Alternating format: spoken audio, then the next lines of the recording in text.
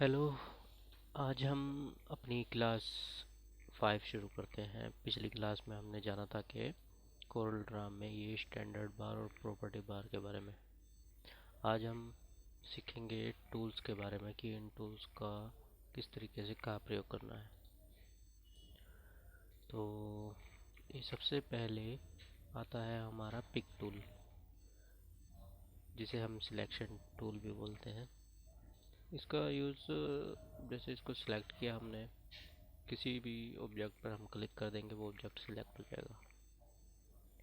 Corel Draw पे इस पे फ़ॉन्ट पर क्लिक करता हूँ तो क्लिक करते ही ये सिलेक्ट हो जाएगा। इसके बाद हम इसमें भी कोई कलर यूज़ कर सकते हैं, मतलब इसके साथ कुछ भी हम एडिट कर सकते हैं इसको, जो हम सिलेक्ट कर लेंगे। सिलेक्शन टूल का प्रयोग और भी कई तरीके से होता है, जैसे कि अगर इसको हम पूरा ऊपर से नीचे ड्रैग कर देंगे तो ये सारे सिलेक्ट हो जाएंगे। अब जैसे हमें मान लो इसको और इसको ऑब्जेक्ट को ऑल क्लासेस हिंदी जो लिखा हुआ है इसको सिलेक्ट करना है, तो शिफ्ट के साथ पहले इसको सिलेक्ट करा, उसके बाद इसको हमने शिफ्ट प्रेस करा और इस पर लेफ़्ट क्लिक कर दिया, और इसको डिसेलेक्ट करना है तो शिफ्ट को दोबारा हमने प्रेस करा और इस पर क्लिक कर दिया। और अगर हम ऑल्ट के साथ मान लो हमें ये 3 लाइनें एक साथ सिलेक्ट करनी है, वैसे तो अगर मान लो बहुत सारी लाइनें लगी हुई है जैसे इस तरीके से इस तरीके से, अब इन सबको एक साथ तो सिलेक्ट नहीं कर सकते। या तो आप एक बार क्लिक करोगे, फिर दूसरा शिफ्ट के साथ सिलेक्ट करोगे, फिर शिफ्ट के साथ सिलेक्ट करोगे, फिर शिफ्ट के साथ सिलेक्ट करोगे। तो इसकी एक और कमांड है, जैसे मैं ऑल्ट को हम दबा के रखेंगे। अब जैसे बाहर से हम अंदर की तरफ तो ड्रैग कर सकते हैं, ठीक है, लेकिन यहाँ से हम नहीं करेंगे। यहाँ पे क्लिक करके ड्रैग करने की सोचेंगे तो ये ऑब्जेक्ट हमारा सिलेक्ट हो जाएगा। हम चाहते हैं कि यहाँ से ये ऑब्जेक्ट सिलेक्ट ना हो और यहाँ से ड्रैग हो जाए इस ऑब्जेक्ट तक, तो हमें ऑल्ट प्रेस करना है और यहाँ पर क्लिक करना है और ड्रैग करते चले जाना है। और जहाँ हमने इतने ऑब्जेक्ट को सिलेक्ट करना है, तो देखो ये येलो कलर का सिलेक्शन आ गया है, तो ये यहाँ तक सारा सिलेक्ट हो जाएगा। और उसके बाद हमें ऑल्ट को छोड़ देना है।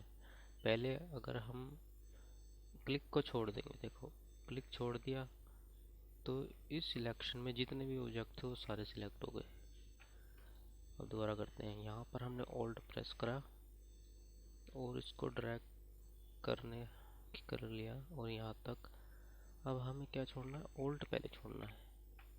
ऑल्ट छोड़ा, अब देखो इतने के सिलेक्शन में जितना भी ऑब्जेक्ट होगा वो सिलेक्ट हो गया। देखो अभी जैसे मैं इसको और इसको अलग रख लेता हूँ।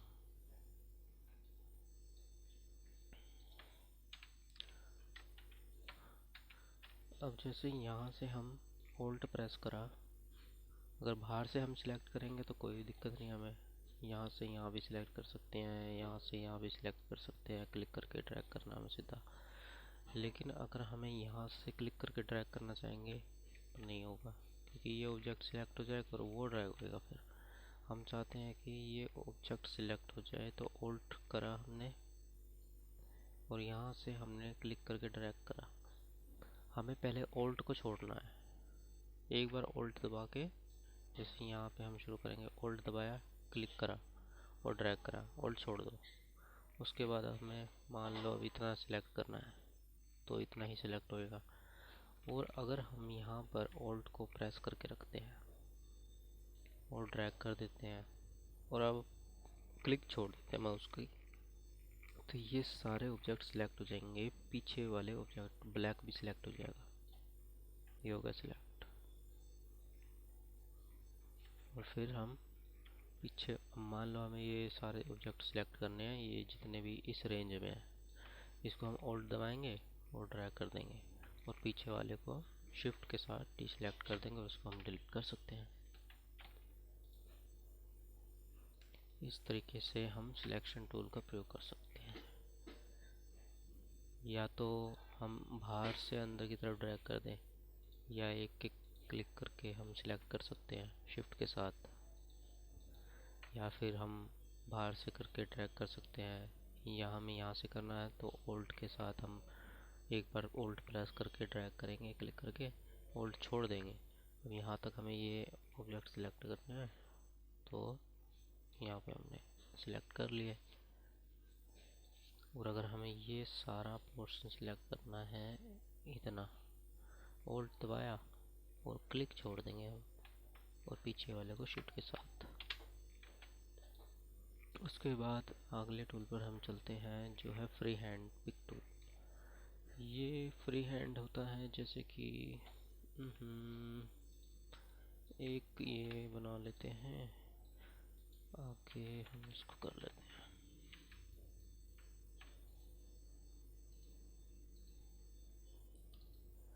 फ्री हैंड में क्या होता है, हम एक बार क्लिक करा कहीं, इसको कुछ जहाँ जहाँ लेके जाएंगे हम। ये देखो, अब इस रेंज में जितने भी बॉक्स बंद हो रहा है वहाँ पर हमें हमारे ब्लैक सिलेक्ट हो जाएंगे। जैसे हमें एक ही ब्लैक सिलेक्ट करना है, उसके बाद ये वाला ब्लैक सिलेक्ट करना है, उसके बाद ये रेड सिलेक्ट करना है। इस तरीके से आप फ्री हैंड आप किसी ऑब्जेक्ट को सिलेक्ट कर सकते हो। उसके बाद चलता है फ्री ट्रांसफॉर्म। फ्री ट्रांसफॉर्म होता है, जैसे कि एक ये बना लिया हमने बॉक्स, और फ्री ट्रांसफॉर्म टूल लिया। उसके बाद अगर हम क्लिक करके इसको नीचे की तरफ करेंगे तो देखो ये छोटा हो गया। ऊपर से अप टू डाउन करा हमने तो ये छोटा होता चला गया। और अगर हम राइट टू लेफ्ट करेंगे तो साइड से इसकी लेंथ बढ़ती जाएगी। ये देखो। वैसे इन टूलों का ज़्यादा उपयोग होता नहीं है। उसके बाद अगला टूल आता है हमारा, हम वैसे पिक टूल सिलेक्ट करके रखेंगे यहाँ पे। उसके बाद अगला आता है हमारा शेप टूल। शेप टूल होता है F10 से हम ले सकते हैं शेप टूल। कीबोर्ड पे F10 दबाया, शेप टूल हमारा सिलेक्ट हो गया। अब शेप टूल देखो, ये कर्सर किस तरीके का बन गया है, इससे पता लगता है हमारा शेप टूल सिलेक्ट है। इसका क्या प्रयोग होता है? शेप टूल का होता है, जैसे आपने एक यहाँ से रेक्टेंगल लिया और इसको ऐसे कर लिया। अब जैसे कि रेक्टेंगल टूल से हमने रेक्टेंगल बनाया, अब यहाँ पर हम शेप टूल लेंगे तो इसकी जो कॉर्नर है इसको हम राउंड कर सकते हैं। ये देखो, शेप टूल सिलेक्ट करो, इसके किसी भी एक कॉर्नर पर क्लिक कर दो, किसी एक कॉर्नर पर क्लिक कर दो या ड्रैग कर दो इसको।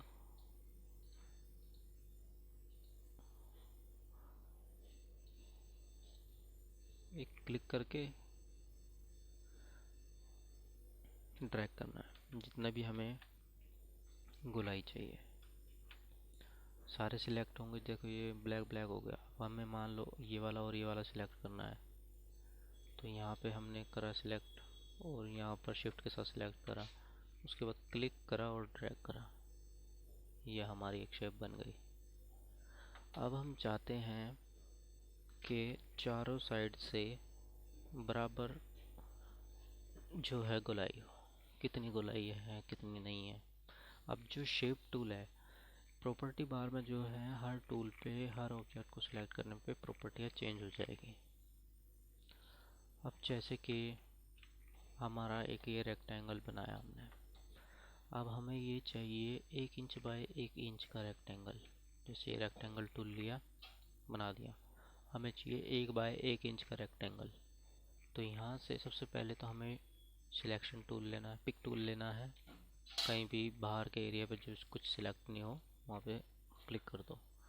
आपको इंच में चाहिए, mm में चाहिए, अब वो हमें यूनिट सिलेक्ट करनी पड़ेगी। इंच में हम ले लेते हैं, 1 बाय 1 इंच का चाहिए हमें। तो यहाँ से हम 1 ये देखो ये एरो बना हुआ ना इधर, राइट टू लेफ्ट वाला ऑब्जेक्ट साइज, वो इधर लिखा हुआ बना हुआ है ऊपर से नीचे की तरफ। तो ये राइट टू लेफ्ट बनेगा 1/1। अब जो रेक्टेंगल को हमने सिलेक्ट करा, इसको 1/1 इंच कर दिया। अभी ये एक्स वाई क्या होता है? एक्स वाई होता है जैसे कि ये हमारा रोल है, ये हमारा पेज है। ये पेज जो है ये देखो जीरो से, यहाँ पर जीरो है, आपने मैथ में भी पढ़ा होगा, जीरो से स्टार्ट हो गया, और यहाँ पर भी नीचे जीरो है, इस वाले पेज पे नीचे। अब हमें पोजीशन करनी है इसकी साइड, इसकी पोजीशन चाहिए हमें। अगर हम यहाँ पर रखते हैं देखो 2 पे, 2 नीचे से 2 इंच और इधर से 2 इंच, तो हम इसको करेंगे 2/2। अब यहाँ से हम ऐसे चलते हैं तो 2 होता है, ऊपर की तरफ जाएंगे तो 2 होगा, यहाँ का 2 हो गया, और ऊपर की तरफ का ये साइड का 2 हो गया। और ये जो है सेंटर में से उठाएगा। आपको अगर राइट से इसकी पोजीशन चेंज करनी है तो देखो यहाँ पर ये एक बॉक्स बने हुए हैं चारों साइड के, इधर से हमें राइट ऑब्जेक्ट ओरिजिन इसको सिलेक्ट करना है। तो अब हम इसको सिलेक्ट करेंगे, तो इसको 2 करेंगे तो ये देखो कॉर्नर से हो गया 2 और 2।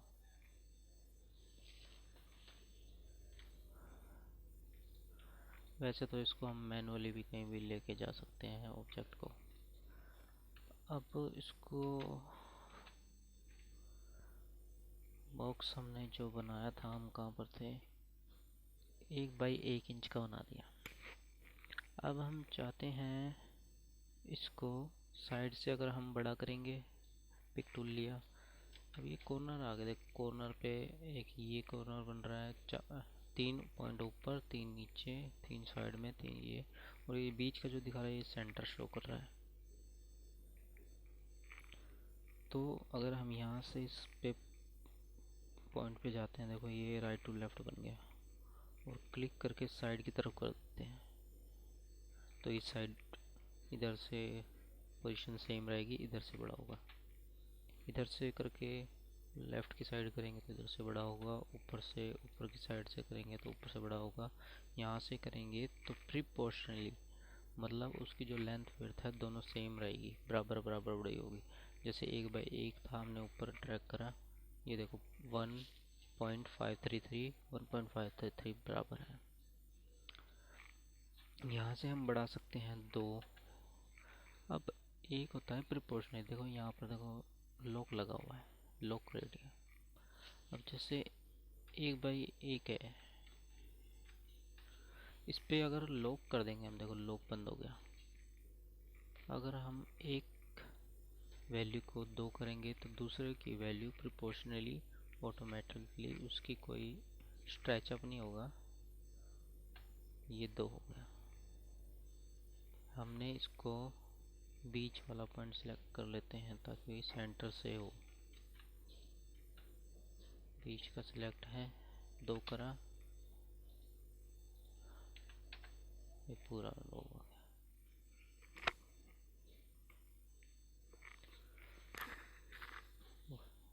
और अगर हम इस लॉक को हटा देंगे और यहाँ पे अगर हम 3 करेंगे तो नीचे वाला 3 नहीं होगा, सिर्फ राइट टू लेफ्ट होएगा 3। उसके बाद ये होता है रोटेशन एंगल, जिसको बोलते हैं। डिग्री आपने पढ़ा होगा, 360 डिग्री तक गोलाई में होता है। जैसे कि हमें मान लो इसको रोटेट करना है, 90 डिग्री पे रोटेट करेंगे। एक रोटेट तो हम मैनुअल कर सकते हैं, जैसे इधर हमने सिलेक्ट किया ऑब्जेक्ट को पिक टूल लेके, और एक बार और क्लिक करेंगे, देखो साइड में रोटेट बन गया है। रोटेट करेंगे इसको हम मैनुअली क्लिक करके रोटेट कर सकते हैं, हमें कितना रोटेट चाहिए। 360 डिग्री, देखो ऊपर भी घूमता जा रहा है वो 360 डिग्री के हिसाब से। आपको एक पॉइंट पता है कि कितना हमें रोटेट करना है, 15 डिग्री पे करना है, जैसे हम 15 पे डाल दिया, 15 डिग्री पे रोटेट हो गया। 45 पे करना है, 45 पे रोटेट हो गया।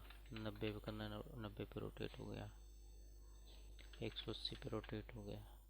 तो इस तरीके से हम रोटेशन यहाँ पर डाल सकते हैं, या फिर भी मैनुअली हम ऑब्जेक्ट को सिलेक्ट करके एक बार और क्लिक कर देंगे इस पर,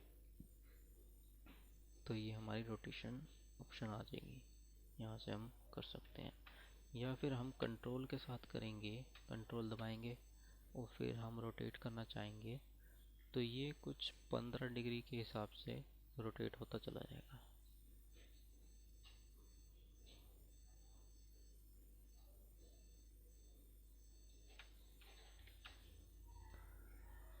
हम थे शेप टूल पर। उसके बाद आता है शेप टूल के बारे में बात कर लेते हैं, इसके बारे में भी हम पूछते हैं। शेप टूल में हम जैसे सिलेक्ट करने का हम राउंड बता रहे थे, तो अब जैसे यहाँ पर हमने राउंड कॉर्नर सेलेक्ट कर रखा है, तो अब इसको हम करेंगे शेप टूल लेकर, तो ये राउंड में सिलेक्ट होगा। उसके बाद एक ऑप्शन और होता है यहाँ पर, हमें स्कैलॉप्ड कॉर्नर, यानी कि अंदर की तरफ राउंड होंगे कॉर्नर, इसको सिलेक्ट कर लेते हैं हम। और अब इस पर क्लिक करके इसको करेंगे, देखो अंदर की तरफ राउंड होता चला जा रहा है इस तरीके से। और एक और ऑप्शन होता है यहाँ पर, हमें कॉर्नर चार्मफर्ड कॉर्नर, यहाँ से हम करेंगे ये इस तरीके से हमारे कॉर्नर लाइनिंग में कट जाएंगे।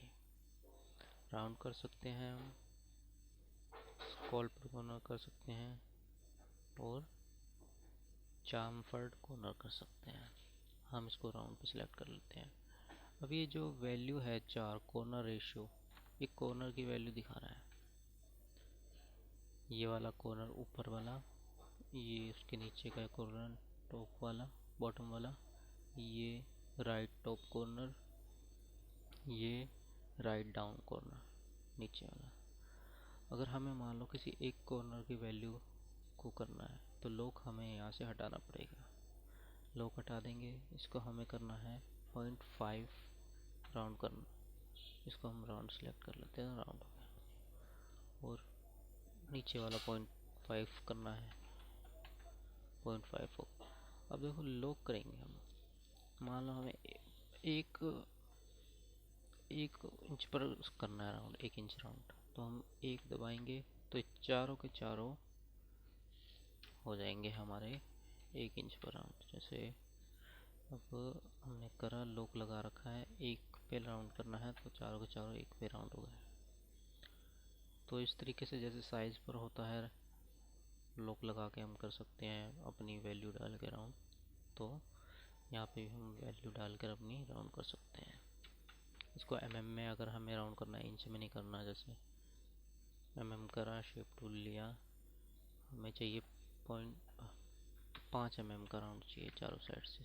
लॉक लगा लिया हमने यहाँ पर और 5 टाइप करके कीबोर्ड पे हमने 5 का कर लिया। उसके बाद शेप टूल लिया हमने, उसके बाद आती है ये स्केलिंग, इसको हम जोड़ देते हैं।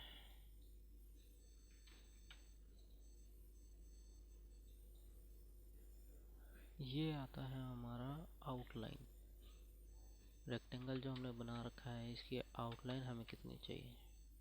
ये जो लाइन दिखाई दे रही है इसको हम बोलते हैं आउटलाइन। अब ये 0.5 पॉइंट की है, इसे हम बढ़ाना चाहते हैं, 1 कर सकते हैं। 1 की थोड़ी डार्क हो जाती है, 2 की करते हैं और मोटी हो जाएगी 2 पॉइंट की। ऐसे हम इसकी बॉक्स की आउटलाइन भी कर सकते हैं। अब शेप टूल में हम जैसे हमने बॉक्स बनाया, इसकी हम कॉर्नर राउंड करना चाहते हैं तो राउंड हो जाएंगे। और अगर एक होता है इसके साथ हमारा ब्रेक के पार्ट, मतलब हम चाहते हैं कि शेप टूल जब हम सिलेक्ट करें तो ये राउंड कॉर्नर ना आए, हमें पॉइंट दिखाई दे, ताकि हम पॉइंट को सिलेक्ट करके हम इसको मॉडिफाई कर सकें अपने ऑब्जेक्ट को। तो क्या करेंगे हम, हमें जाना है ऑब्जेक्ट के अंदर और करना है convert to curve. Convert to curve करते ही ये जो है ये हमारे राउंड नहीं होंगे, फिर कॉर्नर कन्वर्ट टू कर्व कर देंगे। अब इसके हम कोई भी पॉइंट सिलेक्ट करेंगे शेप टूल से ही, तो ये राउंड नहीं होंगे। सिलेक्ट करके इसको हम मॉडिफाई कर सकते हैं आगे पीछे ले जाके इसके कॉर्नर को ऊपर। इस तरीके से हम कोई भी शेप बना सकते हैं हम अपनी। और अगर हमारा वो कर्व नहीं होता तो इसके हम पॉइंट को राउंड कर सकते थे, लेकिन हम इस तरीके से जैसे ये मॉडिफाई कर रहे हैं हम इसके एक एक पॉइंट को, ऐसे मॉडिफाई नहीं कर पाते हम।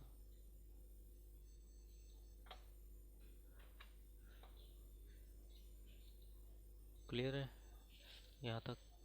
मतलब जैसे हमने अब एक रेक्टेंगल बनाया, इसके हम कॉर्नर राउंड करने चाहते हैं, अभी तक हमने ये कर्व नहीं मारा है, उसको कैसे पता चलेगा? शेप टूल लिया, हम F7 कर लेते हैं, शेप टूल लिया, देखो ये पॉइंट्स आगे ब्लैक वाले, इससे हम पॉइंट को राउंड कर सकते हैं। अगर ये कर्व हो रखा होता, ये जो ऑब्जेक्ट में curve to convert to curve है ये हो रखा है, या फिर कंट्रोल क्यों मार दे रखा होता, तो इसके हम पॉइंट को मॉडिफाई करते हैं। इसको पॉइंट को हम सिलेक्ट नहीं कर सकते और हम आगे पीछे मॉडिफाई नहीं कर सकते। कर्व करने के बाद हम एक एक पॉइंट को उसके मॉडिफाई कर सकते हैं अपने हिसाब से। इसके ऊपर जैसे हमें एक और पॉइंट बनाना है, तो इसके ऊपर लेके देखो ये एस टाइप का एक सिग्नल आ गया है, तो इस पर हम डबल क्लिक कर देंगे, एक पॉइंट और मिल गया हमें। इसको हमें चाहिए यहाँ पर, ये हमें चाहिए यहाँ, ये चाहिए यहाँ,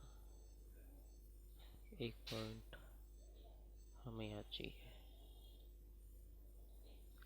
अब शेप टूल में क्या होता है कि ये जो दो पॉइंट है, अब ये देखो दो पॉइंट जो है ये ऊपर नीचे है। हमने रूल पे से देखो ग्रिड लाइन ले लेते हैं और इसके ऊपर हम रख देंगे, ये लाल हो गई। एक तो पॉइंट के ऊपर है और दूसरा नहीं है, तो एक तो हम मैनुअली इस तरीके से कर सकते हैं कि इस पॉइंट को हम सिलेक्ट करेंगे, यहाँ पे क्लिक करके कंट्रोल के साथ इसको नीचे ले आएंगे, इस तरीके से कर सकते हैं थोड़ा सीधा। हमें करना है कमांड के साथ इन दोनों को हम सिलेक्ट करेंगे और यहाँ पर हम जाएंगे, यहाँ से एक ऑप्शन आता है अलाइन नोड।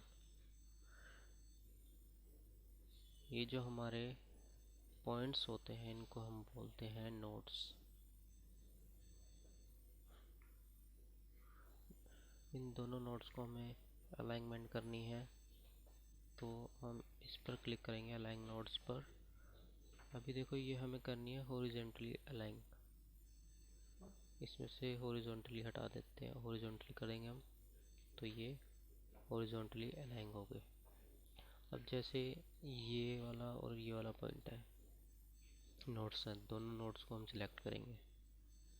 यहाँ से शेप टूल हमने ले रखा है, यहाँ से हम जाएंगे अलाइन नोड्स पर और हम अब कर देंगे वर्टिकल अलाइन वर्टिकल, तो ये वर्टिकली अलाइन हो गया, देखो यहाँ से वर्टिकली हो गया।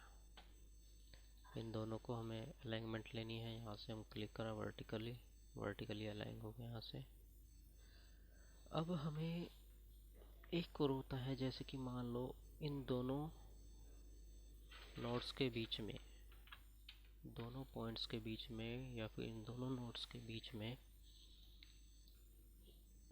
एक हमें पॉइंट चाहिए बिल्कुल सेंटर में, इस वाली लाइन पे सेंटर में पॉइंट चाहिए। तो हम क्या करेंगे, इन दोनों नोड्स को सिलेक्ट किया, कीबोर्ड पर हम प्लस कर देंगे, देखो एक पॉइंट यहाँ बन गया और इसके अगले पॉइंट पर एक यहाँ बन गया। अब इस पॉइंट्स को हमें 5 mm ऊपर करना है, मैनुअल नहीं करना चाहते, हम 5 mm ऊपर करना चाहते हैं इसको। तो हम पिक टूल लेंगे। जैसे हमने ये वाला सिलेक्ट कर रखा है, सिलेक्शन शेप टूल, तो हमें अब इसका पिक टूल चाहिए। या तो हम कीबोर्ड पर स्पेस बटन जो होता है उसको कर दें, एक बार प्रेस करके छोड़ देंगे, देखो पिक टूल आ गया। दोबारा स्पेस कर दबाएंगे हम, तो शेप टूल जो हमारा सिलेक्ट था पहले वो आ जाएगा। जैसे कि ये है, हमारा रेक्टेंगल टूल सिलेक्ट है, हम स्पेस दबाएंगे, पिक टूल आ जाएगा। फिर दोबारा स्पेस दबाएंगे तो हमारा रेक्टेंगल टूल आ गया। पिक टूल सिलेक्ट करा। अब इसको हमें 5 mm ऊपर करना है। 5 mm ऊपर करने के लिए हमें क्या करना पड़ेगा, पिक टूल लिया, स्पेस दबाया और हमने बाहर क्लिक कर दिया कहीं भी पेज पर। यहाँ पे आती है पोजीशंस, जो पेज की प्रॉपर्टी आती है वहाँ पे जाना है हमें। यहाँ पे पोजीशन में हमें 5 mm डाल देना है अपना। 5 mm में है तो वैल्यू mm में आएगी, 5 आ गई। अगर हमें 1 इंच चाहिए तो इंच में डालेंगे हम, पोजीशन में हम डाल देंगे 1 इंच आ जाएगी। 1.5 इंच चाहिए 1.5 इंच। अब हमें शेप टूल चाहिए, शेप टूल लिया हमने, यहाँ पे क्लिक किया इस ऑब्जेक्ट पे, इस नोट्स को सिलेक्ट किया और एरो, टॉप एरो की जो होता है उसको प्रेस कर दिया ऊपर, 1.5 इंच ऊपर चला गया। हमें चाहिए 5 mm ऊपर, यहाँ से mm सिलेक्ट करा 5 और इसको सिलेक्ट करा है। या फिर ऑब्जेक्ट पर हम डबल क्लिक करेंगे तब भी हमारा शेप टूल सिलेक्ट हो जाएगा। 1 2 इसको 5 mm ऊपर कर दिया।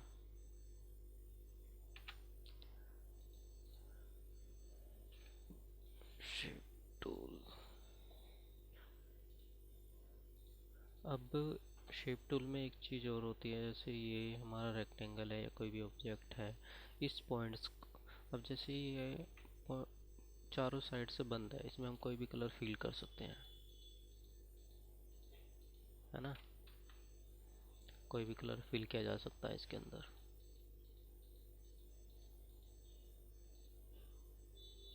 ये हमारी कलर पैलेट है, इसमें कोई भी कलर हम फिल कर सकते हैं।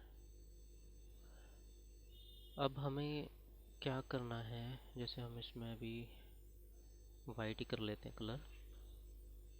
इस ऑब्जेक्ट के इस पॉइंट्स को हमें ब्रेक करना है, यानी दोनों को बीच में से लाइन में से हटाना है। तो क्या करेंगे, शेप टूल लिया, इस पॉइंट को सिलेक्ट कर लिया, यहाँ पर हम आए ब्रेक कर्व, इस पे हम क्लिक करेंगे। जैसे ही ये देखो ये पॉइंट यहाँ से टूट गया। अब ये 2 पॉइंट बन गए सेम पोजीशन पर। इस पे क्लिक करा हमें और इसको हम साइड में ले जाएंगे।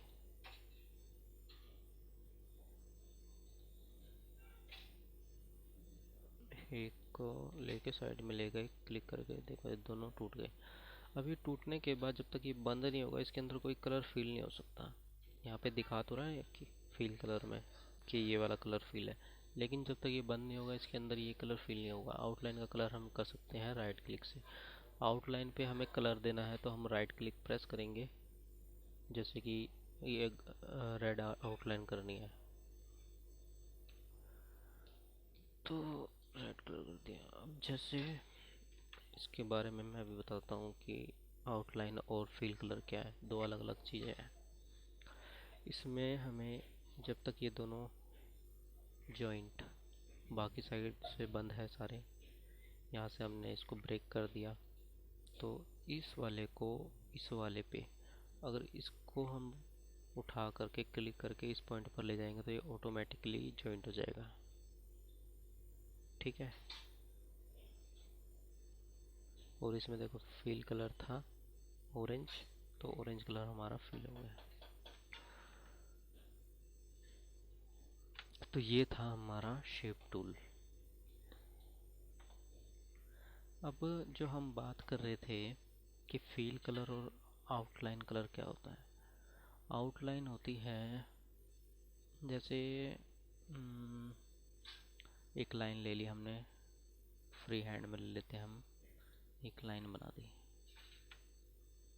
अभी ये हमने इसमें 2 पॉइंट की आउटलाइन डाल दी। अभी तो ये लाइन है ना, लाइन कैसे पता लगेगा? हम वायर फ्रेम करते हैं, यहाँ पर व्यू में जाएंगे, वायर फ्रेम करेंगे।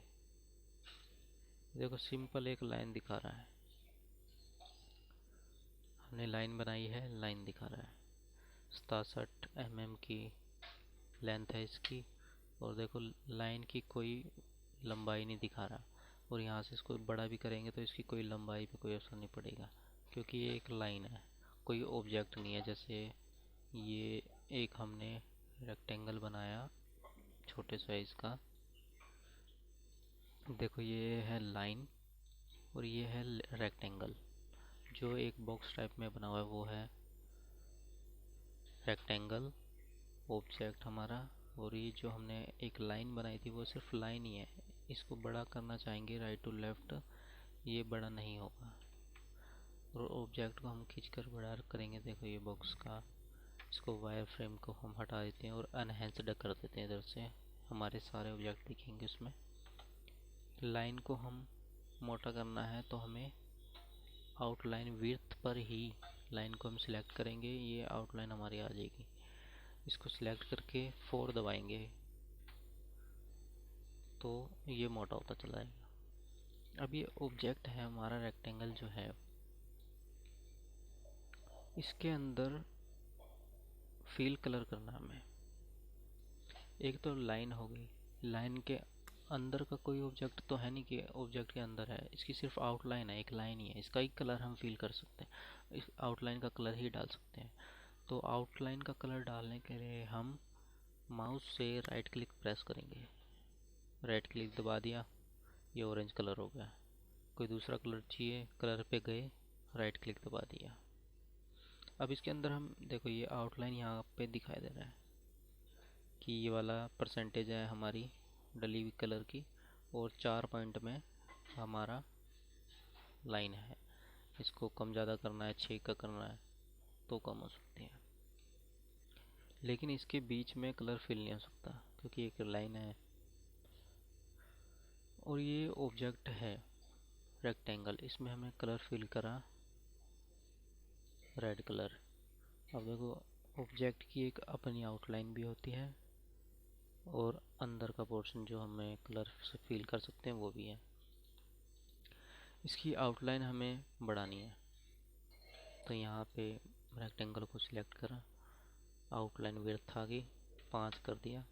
इसकी आउटलाइन को हमें रेड करना है तो राइट क्लिक से रेड, राइट क्लिक दबाएंगे तो आउटलाइन में कलर आएगा, और लेफ़्ट की दबाएंगे तो अंदर का इनर कलर फिल होएगा। देखो यहाँ पर भी दिखा रहा है येलो कलर आ गया यहाँ पे, वाई का मतलब येलो, और मजेंटा और येलो मिक्स बन के हमारा बन गया आउटलाइन का कलर रेड। कोई दूसरा कलर चाहिए आउटलाइन पर, ब्लू कलर चाहिए, राइट क्लिक दबाएंगे, और इस पे अगर हम ब्लू कलर डालते हैं राइट क्लिक प्रेस करेंगे क्योंकि आउटलाइन है ये, आउटलाइन पर राइट क्लिक दबाया तो ये ब्लू कलर आ गया। अब इसके इनर में कुछ नहीं है क्योंकि एक लाइन है। अगर हम इसमें लेफ़्ट की प्रेस करके कोई कलर डाल देते हैं वो कलर तो शो होएगा, लेकिन इसमें है नहीं वो कलर। और दूसरा, लाइन को अगर हमें ऑब्जेक्ट बनाना है, लाइन ना रहे ऑब्जेक्ट बनाना है कि ताकि इसके अंदर हम कलर फिल कर सकें दूसरा, तो क्या करें? यहाँ पर हम जाएंगे ऑब्जेक्ट में और कंट्रोल शिफ्ट क्यू, इससे जो हमारी लाइन है वो हो जाएगी हमारी ऑब्जेक्ट में कन्वर्ट। ये देखो अभी ये आउटलाइन बनी हुई थी, वायर फ्रेम में हम जाते हैं और वायर फ्रेम कर देंगे व्यू के अंदर वायर फ्रेम, एक एक लाइन दिखाई दे रही है। पहले क्या था, ये कंट्रोल Z करता हूँ, देखो लाइन दिखा रही है हमें सिर्फ, जिसमें हमने इसकी विड्थ डाल रखी है कि कितनी कितनी हमें चाहिए। विड्थ वायर फ्रेम में दिखाई नहीं देगी, सिर्फ लाइनिंग दिखाई देगी, कलर वलर कुछ नहीं दिखेगा। अगर सब कुछ हमें इसको नन करना है तो हमें यहाँ से एनहेंस्ड करना पड़ेगा जब हमें ये सारे कलर शो होंगे। वायर फ्रेम में हमें सारी चीज़ दिख जाएगी। देखो ये लाइन है। अब इसे हमने ऑब्जेक्ट बनाना है तो कंट्रोल शिफ्ट क्यू मारेंगे या फिर ऑब्जेक्ट में जाके convert outline to object, outline से ही ऑब्जेक्ट बन जाएगा हमारा। जितनी भी इसकी विड्थ डाल रखी होगी हमने आउटलाइन की, जैसे कि ये है कंट्रोल शिफ्ट क्यू हमारा, ये देखो एकदम से हमारा ऑब्जेक्ट बन गया जितनी विड्थ थी इसकी। पहले थी लाइन, कंट्रोल जेड करता हूँ तो अंडू, और शिफ्ट कंट्रोल शिफ्ट जेड से री अंडू करा, ये हमारा ऑब्जेक्ट। लाइन से हमने कन्वर्ट आउटलाइन टू ऑब्जेक्ट करा तो ऑब्जेक्ट बन गया है। अभी हमने वायर फ्रेम से अनहेंस्ड कर दिया। अब इसके अंदर हमें कलर फिल करना है, ऑरेंज कलर फिल कर दिया। अब इस पे आउटलाइन का हमने कलर नहीं डाल रखा, ऑब्जेक्ट है जैसे ये रेक्टेंगल है वैसे ही है। आउट कलर हमने यहाँ से नन कर सकते हैं। अब आउटलाइन का कलर हमें ब्लैक देना है तो राइट क्लिक प्रेस कर देंगे इस पर। बाय डिफ़ॉल्ट हेयर लाइन डली हुई है इस पर, हम यहाँ से कुछ भी दो डाल सकते हैं, 2 पॉइंट या कुछ भी, और इसको हम नन भी कर सकते हैं इस पे से। तो इस तरीके से शेप टूल का प्रयोग हम कर सकते हैं। क्लास 5 में हमने शेप टूल बताया आपको किस तरीके से हम शेप टूल का प्रयोग कर सकते हैं। कुछ रेक्टेंगल के बारे में बताया, आउटलाइन के बारे में बताया। यहाँ पर जो होती है यूनिट्स, mm, इंचेस, पोजीशन को हम कैसे आगे पीछे कर सकते हैं। बॉक्स रेक्टेंगल हम कोई बनाते हैं ऑब्जेक्ट, उसका साइज किस तरीके से चेंज करना है। इसकी राउंड, एक रेक्टेंगल जब हम बनाते हैं, जैसे हम रेक्टेंगल टूल से रेक्टेंगल बना लिया, अब हम कभी कभार इसकी राउंड करना चाहते हैं तो राउंड कर दिया इसको हमने कॉर्नर्स के। अब क्या होता है कि अब जैसे इसको ऊपर से नीचे तक लेके जाएंगे, हमने छोटा कर दिया ऑब्जेक्ट। अब इसको हम राउंड करेंगे, देखो ये प्रॉपर नहीं हो पाएगा।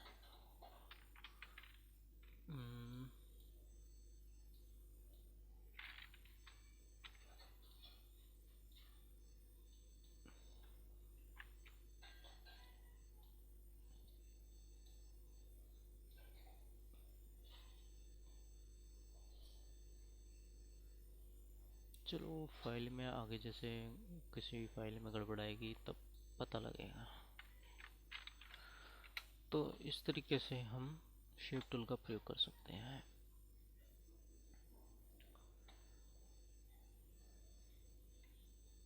इस वीडियो में हमने शेप टूल के बारे में जाना। आगे अगली वीडियो में हम बाकी के टूल्स के बारे में जानेंगे कि किस तरीके से उनका प्रयोग कर सकते हैं। ये जो हमारे शेप टूल और पिक टूल है ये बहुत इम्पोर्टेंट है, जिसमें मैंने बताया था कि आपको किस तरीके से कोई भी ऑब्जेक्ट को हम सिलेक्ट कर सकते हैं। शिफ्ट के साथ मैनुअली सिलेक्ट कर सकते हैं, ऑल्ट के साथ ड्रैग करके आप फिर ऑल्ट को छोड़ के कुछ ऑब्जेक्टों को सिलेक्ट कर सकते हैं। जिस रेंज में सिलेक्शन जाएगा उस रेंज में सिलेक्ट हो जाएंगे।